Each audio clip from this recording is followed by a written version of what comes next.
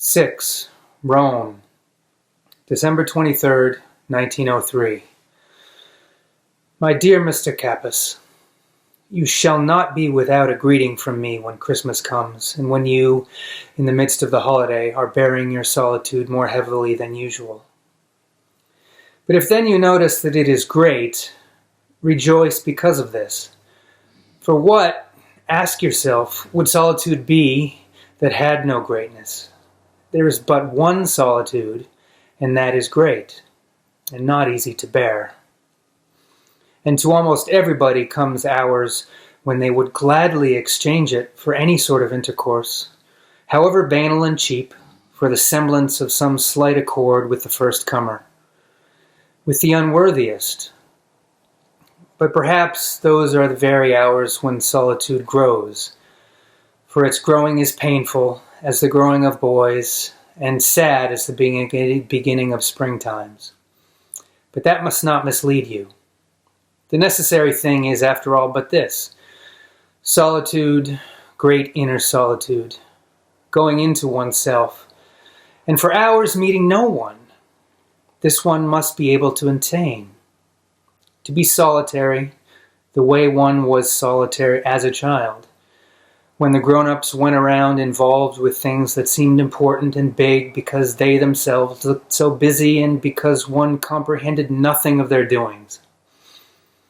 And when one day one perceives that their occupations are paltry, their professions petrified and no longer linked with living, why not then continue to look like a child upon it all, as upon something unfamiliar, from out of the depth of one's own world, out of the expanse of one's own solitude, which is itself work and status and vocation? Why want to exchange a child's wise incomprehension for defensiveness and disdain, since incomprehension is, after all, but being alone, while defensiveness and disdain are a sharing in that from which one wants by these means to keep apart? Think, dear sir, of the world you carry within you, and call this thinking what you will, whether it be remembering your own childhood or yearning toward your own future. Only be attentive to that which rises up in you and set it about everything that you observe about you. What goes on in your innermost being is worthy of your whole love. You must somehow keep working at it and not lose too much time and too much courage in clarifying your attitude toward people. Who tells you that you have one anyway? I know your profession is hard and full of contradictions of yourself, and I foresaw your complaint and I knew that it would come. Now that it has come, I cannot comfort you. I can only advise you to consider whether all professions are not like that, full of demands, full of enmity against the individual, saturated, as it were, with the hatred of those who have found themselves mute and sullen in a humdrum duty. The situation in which you now have to live is no more heavily laden with conventions, prejudices, and mistakes than all the other situations. And if there are some that feign a greater freedom, still there is none that is in itself broad and spacious and in contact with the big things of which real living consists. Only the individual who is solitary is like a thing placed under profound laws. And when he goes out into the morning that is just beginning, or looks out into the evening that is full of happening, and if he feels what is going on there, then all status drops from him as from a dead man, though he stands in the midst of sheer life. What you, dear Mr. Capus, must now experience as an officer, you would have felt just the same in any of the established professions.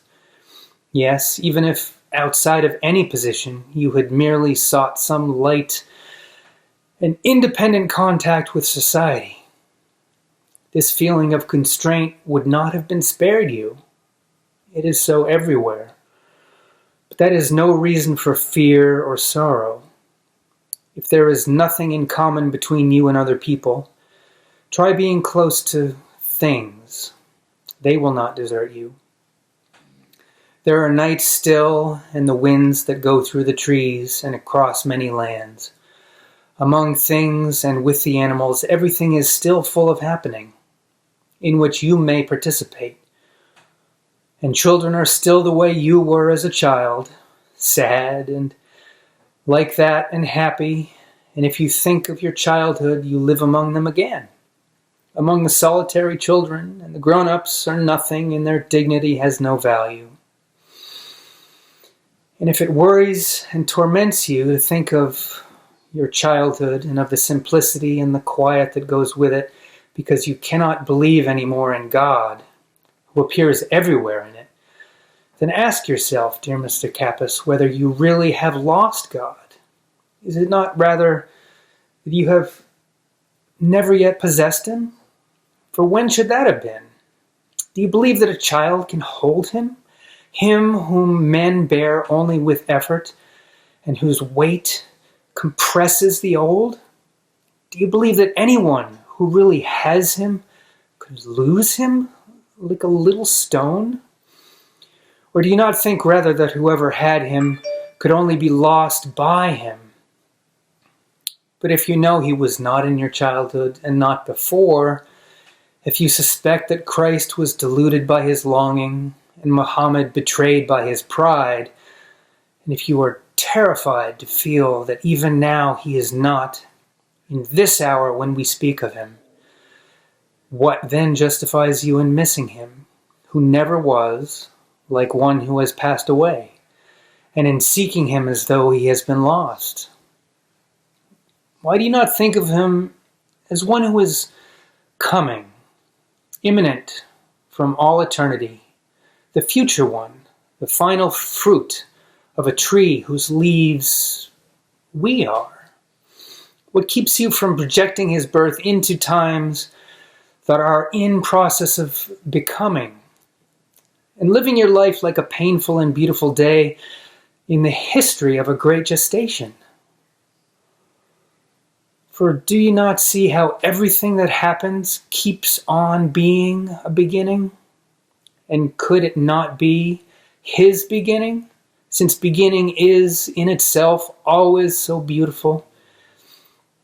If He is the most perfect, must not the lesser be before Him, so that He can choose Himself out of the fullness and overflow?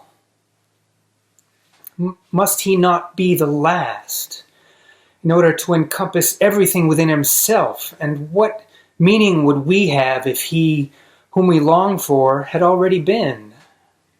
As the bees bring in the honey, so do we fetch the sweetest out of everything, and build Him. With the trivial even, with the insignificant, if it but happens out of love, we make a start, with work and with rest after it, with a silence or with a small solitary joy, with everything that we do alone, without supporters and participants. We begin Him whom we shall not live to know, even as our forebears could not live to know us. And yet they, who are long gone, are in us, as predisposition, as burden upon our destiny, as blood that pulsates, and as gesture that rises up out of the depths of time.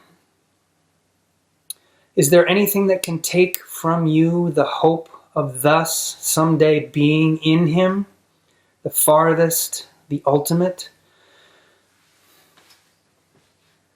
Celebrate Christmas, dear Mr. Kappas, in this devout feeling that perhaps He needs this very fear of life from you in order to begin.